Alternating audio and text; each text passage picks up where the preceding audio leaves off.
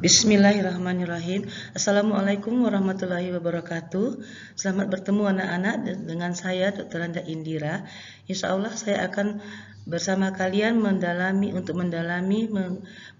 pengetahuan kalian tentang pendidikan Pancasila dan kewarganegaraan. Ibu mengucapkan selamat kepada kalian karena kalian telah berhasil menyelesaikan pendidikan kalian di SD selama 6 tahun. Dan Ibu mengucapkan selamat bergabung, selamat datang di SMP Negeri 1 Tanjung Pinang. Selamat datang anak-anak Ibu di kelas 7. Hari ini kita akan memulai pelajaran kita tentang pendidikan Pancasila dan kewarganegaraan. Kita akan mulai dengan bab 1.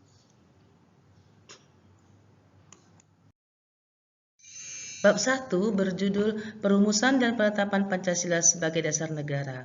Setelah mempelajari bab 1 ini, kalian diharapkan bisa menguasai atau pada bab 1 ini kita mempunyai tujuan pembelajaran seperti yang dapat kalian lihat pada slide ini.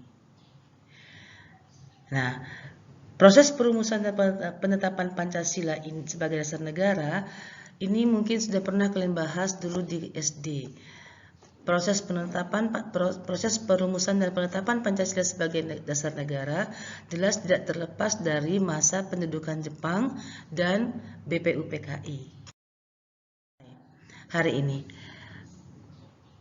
masa pendudukan Jepang atau masa penjajahan Jepang di Indonesia dimulai pada 8 Maret 1942 dengan ditandai menyerahnya Belanda kepada Jepang di daerah Kalijati, Subang, Jawa Barat. Sejak saat itu, Jepang mulai menguasai Indonesia. Semula, Jepang berusaha untuk mengambil simpati rakyat Indonesia dengan mengumandangkan semboyan mereka yang kita kenal dengan istilah 3A. Anak-anak Ibu pasti pernah mendengar semboyan Jepang 3A ini, yaitu Jepang sebagai pemimpin Asia, Jepang sebagai pelindung Asia, dan Jepang sebagai cahaya Asia. Semula Jepang dianggap sebagai orang atau pendatang yang akan membantu Indonesia untuk melepaskan diri dari belenggu penjajahan Belanda yang telah berabad-abad menjajah Indonesia. Sehingga semula kedatangan Jepang disambut baik oleh bangsa Indonesia. Tapi Jepang ternyata lebih kejam daripada bangsa Belanda. Hal ini dibuktikan dengan banyaknya kebijakan-kebijakan Jepang yang menimbulkan kesengsaraan yang luar biasa bagi rakyat Indonesia, seperti adanya kerja paksa, perbudakan paksa, pengambilan bahan-bahan pokok kebutuhan sehari-hari dengan paksa dari rakyat Indonesia. Nah, kemudian Jepang pun karena kekejamannya menjajah daerah-daerah di Asia, maka Jepang pun mendapatkan serangan balik dari sekutu. Nah, negara-negara Asia yang tadinya dijajah oleh sekutu, kemudian dirampas Jepang, lalu sekutu mengadakan serangan balik kepada Jepang, sehingga akhirnya daerah-daerah yang dijajah oleh Jepang, dikuasai oleh Jepang, berlahan-lahan satu persatu kembali dikuasai oleh sekutu. Melihat kekalahannya yang berangsur-angsur di daerah Asia, maka Jepang mulai menarik simpati bangsa Indonesia dengan memberikan janji kemerdekaan kepada Indonesia.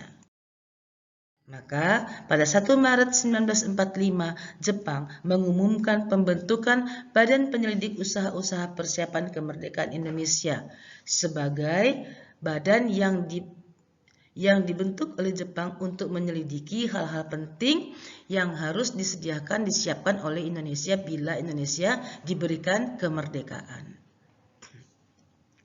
Nah, kalian di SD sudah tahu bahwa badan ini diketuai oleh KRT Rajiman Widyo Diningrat dan mempunyai 2 orang wakil, ada RP Suroso dan Ichi Bagansi.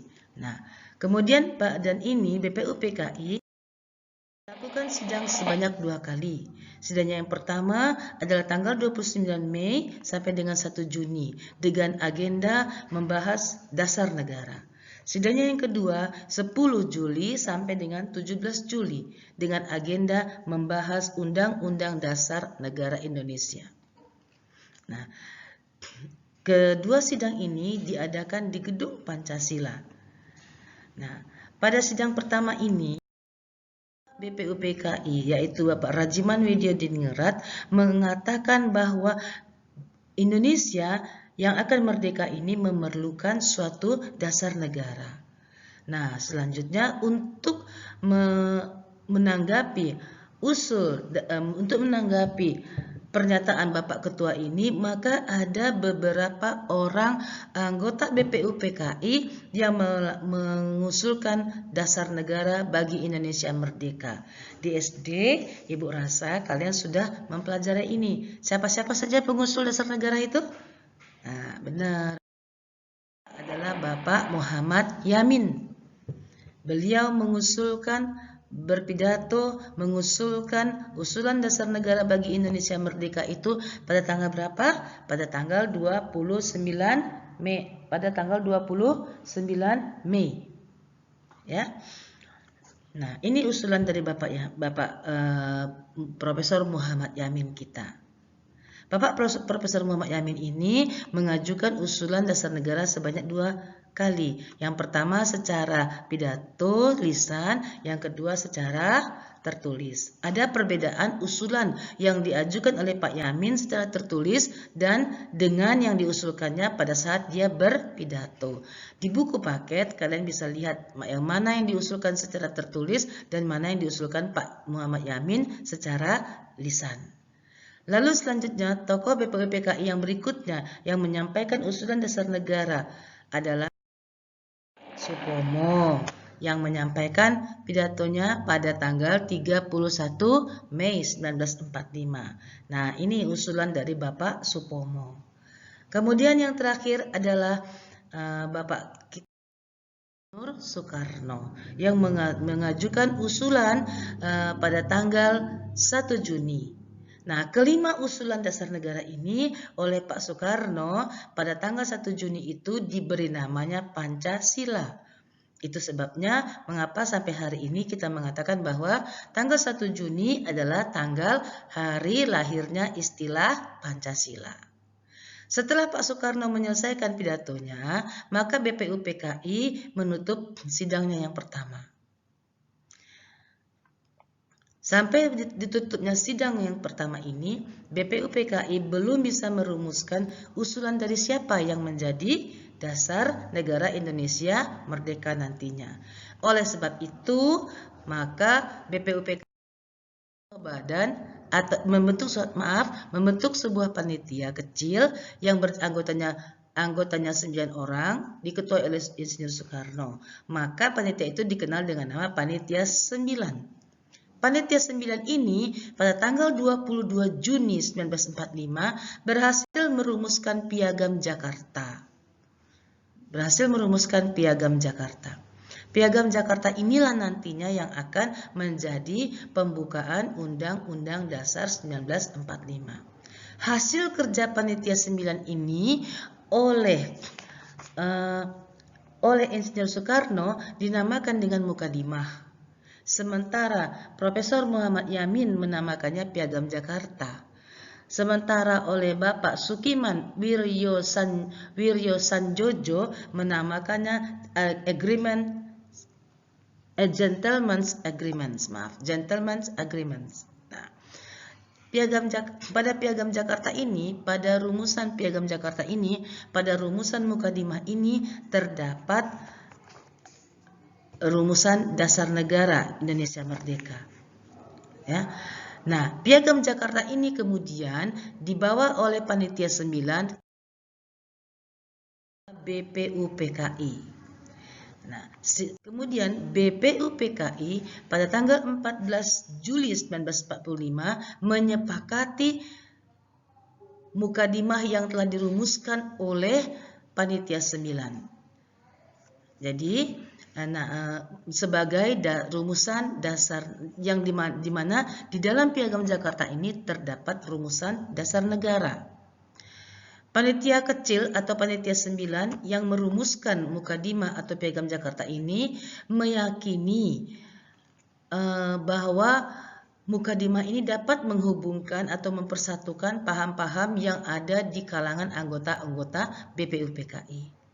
Tadi Ibu sudah mengatakan bahwa Rumusan Mukadimah atau Piagam Jakarta ini kemudian disepakati oleh BPUPKI pada tanggal 14 Juli 1945. Nanti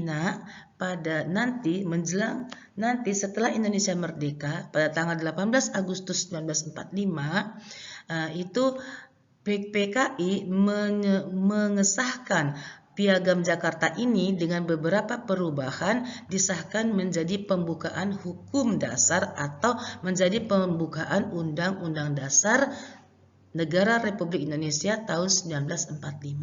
Tetapi setelah Piagam Jakarta mengalami beberapa perubahan. Nah, sekarang pertanyaan Ibu untuk kalian.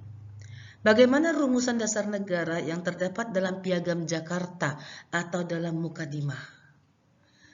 Apakah perubahan yang terjadi pada Piagam Jakarta sebelum ditetapkan oleh PPKI pada tanggal 18 Agustus 1945 untuk menjadi pembukaan Undang-Undang Dasar? Lalu apa yang menyebabkan terjadinya perubahan tersebut? Nah, apa yang menyebabkan terjadinya perubahan pada Piagam Jakarta tadi? Ada 3 pertanyaan Ibu. Ya. Nah, pertanyaan ini dapat kalian jawab setelah kalian membaca buku paket kalian. Buku paket kalian dari halaman 1 sampai halaman 11. Silakan baca buku paket kalian dari halaman 1 sampai halaman 11. Baik, oke? Bisa? Nah, baik. Ibu mengucapkan terima kasih pada kalian karena kalian pada hari ini dengan giat, dengan tekun mengikuti pembelajaran. Sampai di sini dulu materi kita hari ini. Jangan lupa kerjakan tugas kalian dan kumpulkan dalam classroom kita masing-masing. Semoga minggu hadapan kita dapat bertemu kembali untuk melanjutkan materi kita. Salam hormat saya untuk keluarga kalian di rumah, untuk orang tua kalian di rumah. Sehat selalu. Assalamualaikum warahmatullahi wabarakatuh.